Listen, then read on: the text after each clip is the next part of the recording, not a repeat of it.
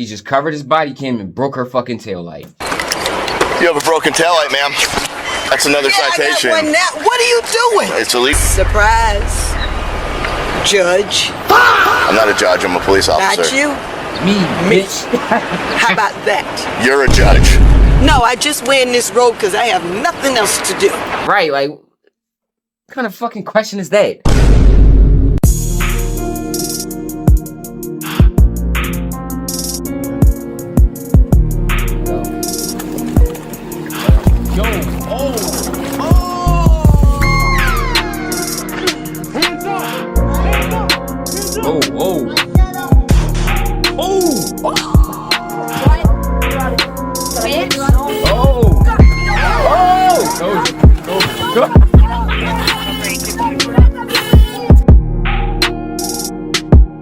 What's going on, man? It's your boy Grubz. You already know what it is, nigga. We back. We back with another video. You saw the title of the video. Stop fucking around with the police. Fuck around, you find out. Or the cops might find out. Because they do dickhead and corrupt shit too. But we gonna see who found out today. If you fuck with the content, you already know what we about to do. I mean, you already know what it is. I'm fucking up. Hit that like and subscribe button. Hit the joint and check out more content on the channel. Because we always keep it coming over here. Always. Stop fucking playing, bro. For real.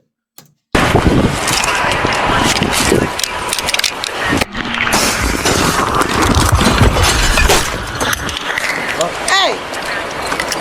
You have a broken taillight, ma'am. That's another citation. I got one now. What are you doing? It's illegal to be driving around with a broken taillight. Yeah, after you broke it. I did not break it. I'm trying to keep the streets safe. Hold on. What the fuck is it? What is going on? What happens when an officer decides to invent a crime on the spot, unaware that his target is a woman who literally rules on the law? Could a single smirk and a fabricated citation become a $30 million career-ending disaster? How does a routine traffic stop escalate into a federal civil rights violation when a badge is weaponized for intimidation? We are about to break down a calculated display of prejudice and the moment accountability finally caught up with an officer who thought he was untouchable. When an officer invents a crime on the spot, damages property without cause, and smirks through his badge, we are no longer witnessing law enforcement. We're witnessing a deliberate abuse of power. There are 4 key constitutional and legal violations at stake in this incident. 18 U.S.C. paragraph 2042, abuse of authority under color of law, the 4th Amendment, protection from unreasonable searches and seizures, Title VI of the Civil Rights Act of 1964, prohibition of racial profiling, and the issuance of false citations to intimidate and control. Let's examine the footage and ask the real question, was this officer's conduct mere overreach or a calculated display of prejudice and impunity?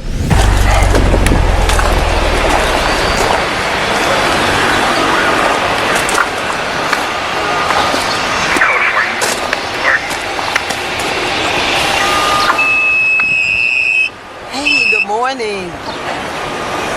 It's a nice car. Oh yeah, well you know in 2025 women can drive nice cars, you know. And this is your car? Yes, officer, it is. What are you doing in this neighborhood?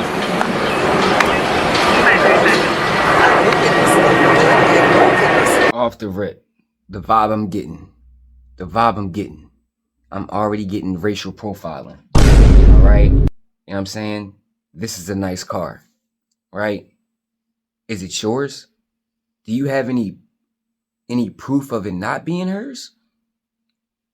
Then, what are you doing in this neighborhood? Why did you pull me over? Instantly asking all these questions. Yo, why the fuck did you pull me over? Usually, when you walk up to the window, you're supposed to just tell me why you pulled me over and then license and registration. The fuck is all this? You live in this neighborhood. And this is your car. Surprised that I It's just not adding up. It's not adding up. What are you adding up? Are there any firearms, illegal contraband, drugs? What made this encounter even more powerful was the judge's calm demeanor. She didn't yell or escalate. She stayed composed. It's a judge. Oh, yeah. He don't see. He don't know this shit though. this explains everything. The calm demeanor, the laid back, like, I'm not even, man, she already know how this game go, nigga. And, man, she a higher rank, nigga. So she like, go ahead, do what you wish. Posed, measured, and unshaken, that calmness wasn't weakness, it was strategic. This vehicle I needed to be made aware of? That would be a no. Well, you hesitated. Because... You sure about that? Yeah, I'm very sure. I don't know why you would even think that there would be any contraband. Are you going to ask for her license? What is it about my nice car or me that would suggest that I have those things on my car? Right. Well, you're driving very suspiciously. That's why I pulled you over. The speed limit's 35 and you were doing 30. Okay, so she's driving 5 miles under the speed limit. 5 miles under the speed limit, and that would make you assume that this older lady with a nice car would have guns and drugs in her fucking car. Alright? So she out here in the mix moving and trapping with a judge robe and clothes on. So that makes me question a lot. Wow. I was like, you got slowed down to break or maybe make a turn or something? Suspicious? I think you saw me and got nervous. Surprise. Really? What would make me nervous? Right. Good question. If you're hiding something, obviously. License and registration, please. Okay, that's what I was waiting on you to. Right. By holding her ground with dignity, she exposed the absolute absurdity of the officer's claims. Every time he reached for a justification, her measured responses highlighted just how far he was drifting from legitimate police procedure. Thank you. So, is my license? Probably should have asked that before you assumed that. Ma'am, I'll ask the questions, okay? And this vehicle's registered to you? No. Did I just give you those documents? No, it's registered to her dog, nigga. You know, you people always want to argue and make things way more difficult than they have to be. I just asked you a question. All you have to do is answer. Who's you people? You? You know what, ma'am? Just stay right here. I'll be back.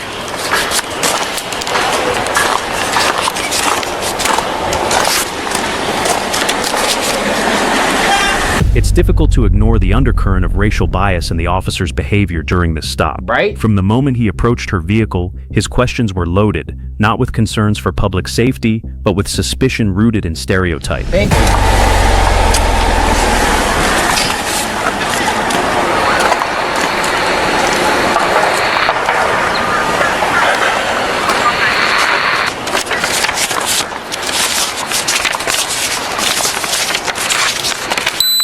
Ma'am, here's your registration. Haha, he ain't got Your shit. license.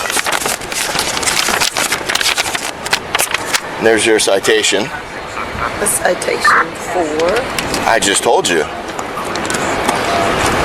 So you can... Reckless driving, endangering those around you. You're going too slow. Are you serious, 5 bro? miles. 5 miles under the speed limit, you doing 30 and a 35, man. Get the fuck out of here, nigga. He was fishing. He was fishing for some bullshit. And she didn't feed into it. You know what I'm saying? Like, he wanted to have a reason to get her out the car and do all this crazy shit, and she ain't feeding none of that shit. And everything about the car is legit and it's hers. So he mad he ain't got nothing for that. Less than okay. And I endangered people? Okay, but too slow. The questions framed the driver's presence as an anomaly requiring immediate justification. When her answers failed to yield incriminating details, the inquiry escalated, a calculated shift from citizen to suspect. You know, power doesn't come in a uniform. It really comes from what you know. That's an interesting statement, ma'am. And what I do know is I have not searched this entire vehicle. Why would you search the vehicle? Fuck. Wow. Hey! He just covered his body cam and broke her fucking taillight. You have a broken taillight, ma'am. That's another citation. I got one now. What are you doing? It's illegal to be driving around with a broken taillight. Yeah, after you broke it. I did not break it. I'm trying to keep the You street safe. actually... Are you kidding me? He kept pushing, reaching for infractions that didn't exist, and allegedly damaged her property just to issue another citation. What makes this encounter All right, at this point, there ain't no allegedly. This is on camera, my nigga. This is what body cams and cameras are for. If I see it on camera, it ain't no allegedly no more. Nigga, you did it. You did it. All right? He broke her damn tail light. You know what I'm saying? Because he was mad as shit that he had no reason to fuck with her at that stop. You know what I'm saying? And everything about her was legit. You know what I mean? The car was hers. It was in her name. And she lived in the neighborhood. Ain't got a reason to fuck with her. Break her tail light. You got a broken tail light out. It's crazy, bro.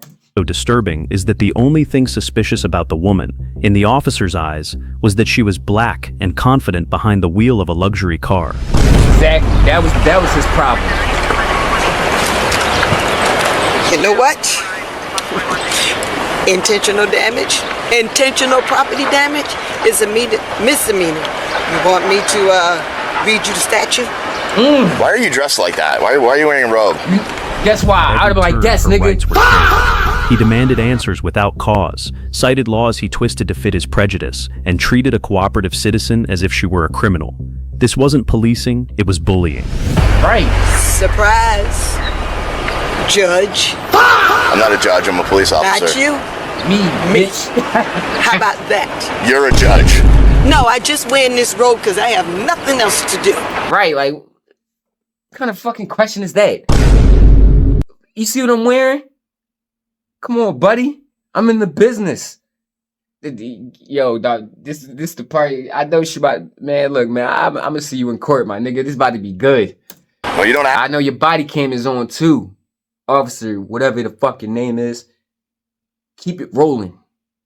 I see you in court. Act like a judge, and you definitely don't look like a judge. Yeah, what do they look like? Right, what do they look like? Not you. Oh, not me? Huh? What do they look like? That's not a I description. don't look like a judge? Well, guess what? I am one. Not me, not her, it's not a description. What do they look like, bro? And I'm on my way to work now. But you know what? I've sentenced more men with better discipline than you. You'll be standing when I walk in court. Surprise. Man, why didn't you just lead with telling me that you were a judge? All you had to do was tell me you were a judge. Why would she have to tell you that? Nothing.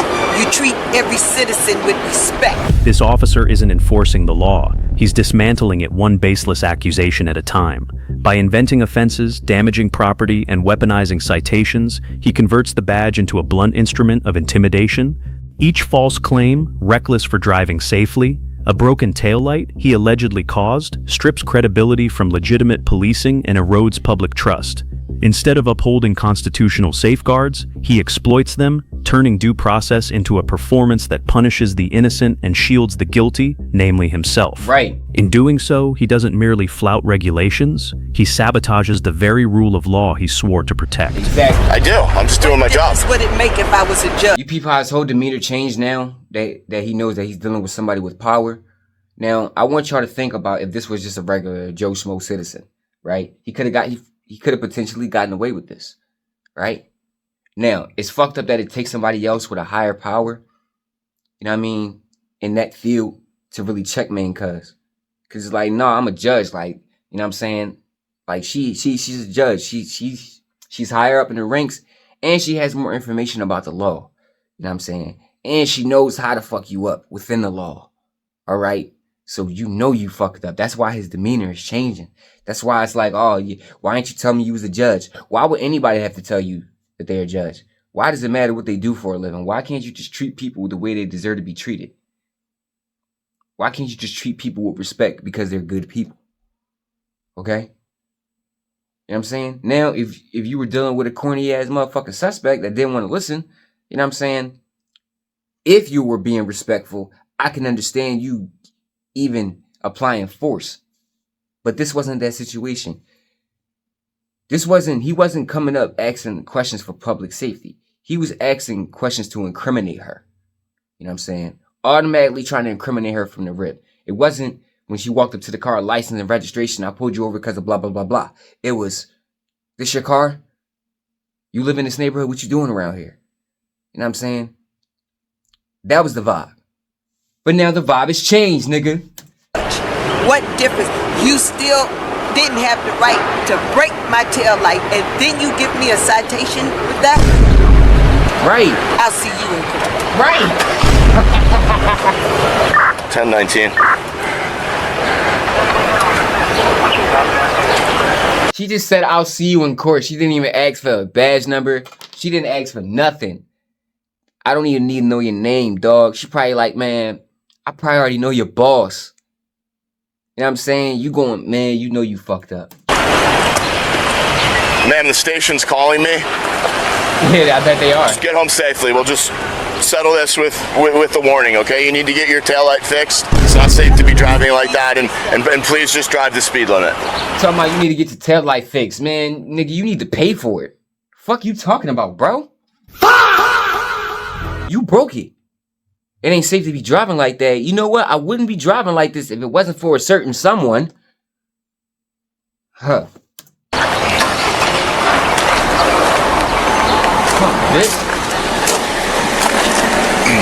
This was about asserting. And the only part I don't like about these cases, y'all, is that the cops don't face the same consequences as citizens do.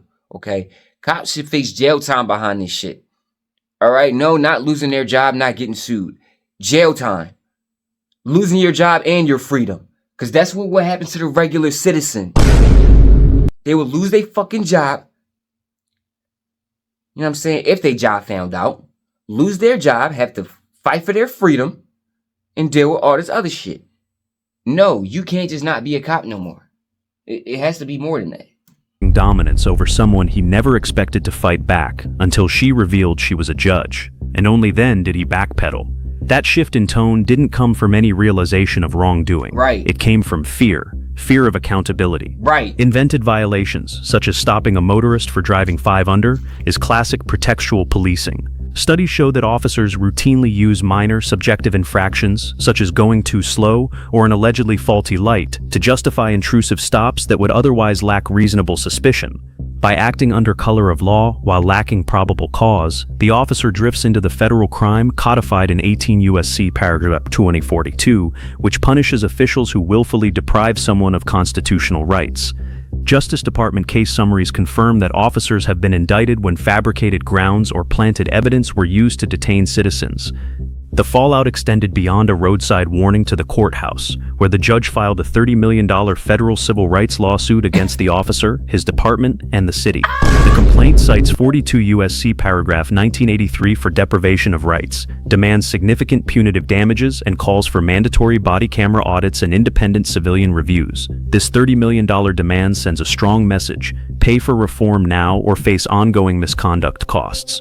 God damn. And you know what?